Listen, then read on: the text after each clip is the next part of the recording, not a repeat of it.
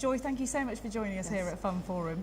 You're leading a campaign against algorithmic bias. Tell me about that and why it's so crucial. Absolutely. So right now we're in the age of automation. So AI is being applied to various areas like determining if somebody is hired, if somebody is fired, even how long somebody might spend in prison, as well as determining the kind of information that we're seeing when we go online. So because AI is a bigger part of our lives, we have to be really cognizant about the impact it could have if it's used in a negative way. So for example, let's say you're excited, you're a company, and you want to make a better hiring process, so you adopt artificial intelligence. But if it turns out the process that you've adopted using AI actually makes discrimination worse, even if your intention was to be more inclusive, then you're going to have a problem on your hands. So if you're not checking these systems, even if you are thinking you'll use it to have a good impact, you can actually end up doing the opposite of what you intended.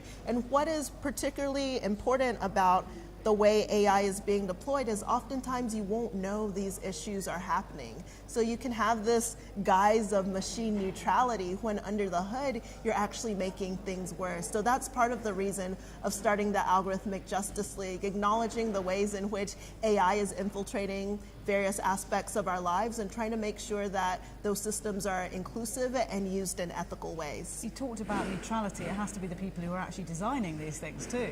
Absolutely. So AI doesn't come from nowhere, right? AI, at the end of the day, is a reflection of both our aspirations and our limitations. And it's very easy to focus on the possibilities of AI and ignore the perils. But if we really want to realize the promise of this technology, we have to proceed with greater transparency and more continuous accountability. Because it's not totally proven, is it? That's the point we're at the moment. Right, and it's also something that is continuous and it's ongoing. So for example, when I think about algorithmic bias, I think of it as something like hygiene. You don't brush your teeth once, shower once a year, and think you're going to be okay. It's not a patch that you put on to address algorithmic bias. It's a process that you adapt to and a process that you adopt. That way it's something that's part of the way in which we develop this technology now and moving forward. So you talked about it, as the analogy you used was it's a bit like fire. We know it's dangerous, but it has its uses. Absolutely. It can keep you warm or it can burn down the house. So it has to be contained. And when you realize its power and its potential, you proceed with caution.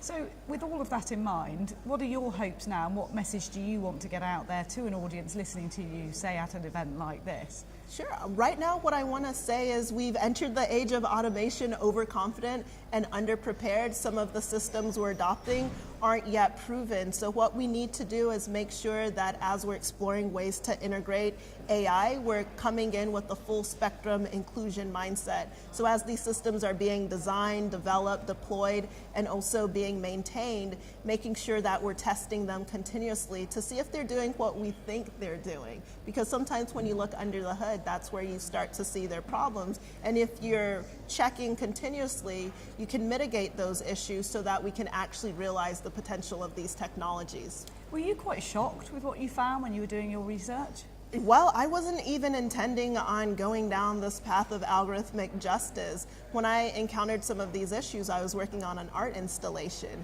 I was working on a project called the Aspire Mirror, and I'd seen all of these smart mirrors where they'll show you something like the weather. I thought, okay, I can see the weather on my phone. Is there something else I could do with this technology? So I wanted to put a lion on my face in the morning or just have affirmations that say, you know, hello, etc. and so forth. And as I was trying to do this, I added a webcam and put computer vision technology on it. And the computer vision technology that was meant to track my face didn't track my face consistently until I put on a white mask. So it was that experience of literally being invisible to technology, having to change myself to fit a norm, a white mask being more recognizable as a face than my own face, that led me to start thinking through, okay, how did this happen? What can we do about it, and what are the implications if this kind of exclusionary experiences or discriminatory practices are left to fester? It is quite extraordinary, really, that something that is so new and fresh that people think will come from a 21st century mindset is still actually reflecting problems from 50 years ago.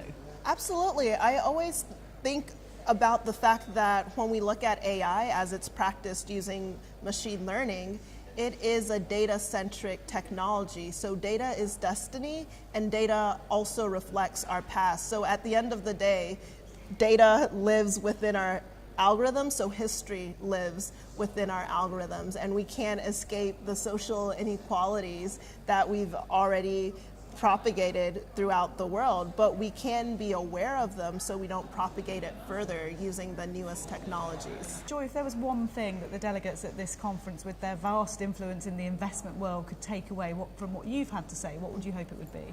I would say come in with the full spectrum inclusion mindset, and that's asking who's missing, right, as we're making decisions, who's not at the table, and whose voice should we bring in.